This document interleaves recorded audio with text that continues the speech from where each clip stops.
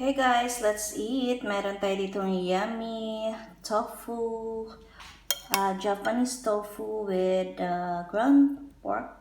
Ayan. So, lamig kayo siya guys. This is my favorite tofu, no? Yung Japanese tofu. Humok kaayo. Ang sarap guys. Siyempre, may kanin ako, hinihintay ko lang na maluto. And ito yung ating pork, spicy pork. Na para din siyang inadobo guys. Yun nga lang, may ginger, no? Ayan, kita nyo. Ginger and yung ating mga chili, dried chili, yung pangpaanghang nila. Ito yung lagi namin binibili sa Bakuti Restaurant na adobo. So, same lang din sa atin. Ayun nga lang, may mga, ayan o, kita nyo. Ginger, yung paggisa ba. So, may ginger and then may, ano tawag dito oh? Sili. Yung siling haba, tapos in-slice. So, masyadong spicy. So, kung hindi ka mahilig sa spicy, huwag kang kakain ito dahil maanghang talaga to guys. Kita nyo naman ang daming sili, oh. Pero sa akin, nasanay na yung dila natin, no? So, pag hinalo natin to sa rice, mawawala na din yung anghang niya. So, kain tayo guys! Yum ang ating ulam for today. Happy Sunday everyone! So, meron tayo ditong rice guys. Mainit na kanin. At kakain na tayo. Kain na din kayo guys. Sabayan nyo na lang ako.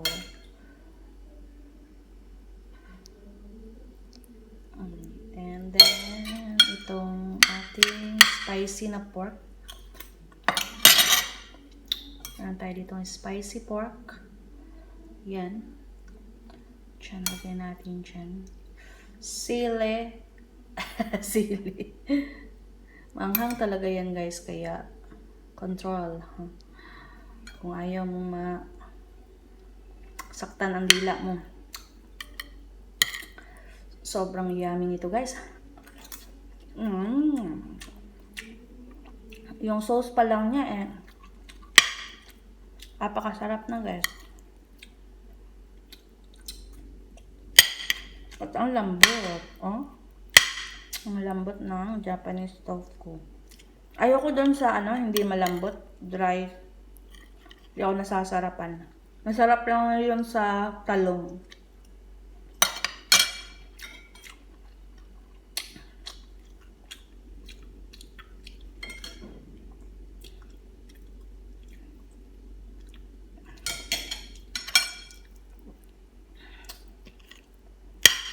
Kain.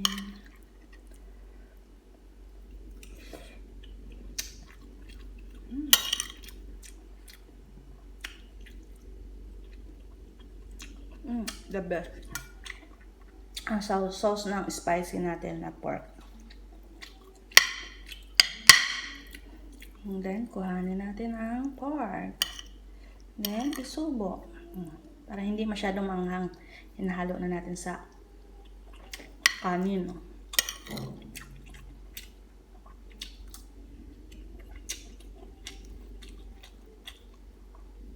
Pero, syempre, hindi ko kakainin yung sili. Padaplin natin yung sili. Pampalasa lang yan, no? So, hindi ko yan kainin.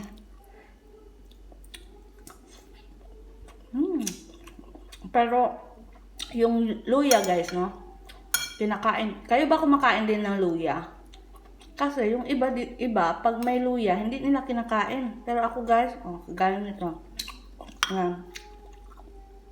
Pag hinahalo ko yan sa kanin, kainin ko yan.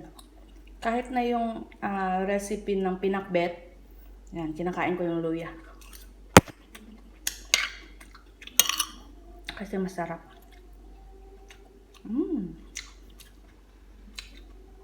So, thanks for watching guys. God bless.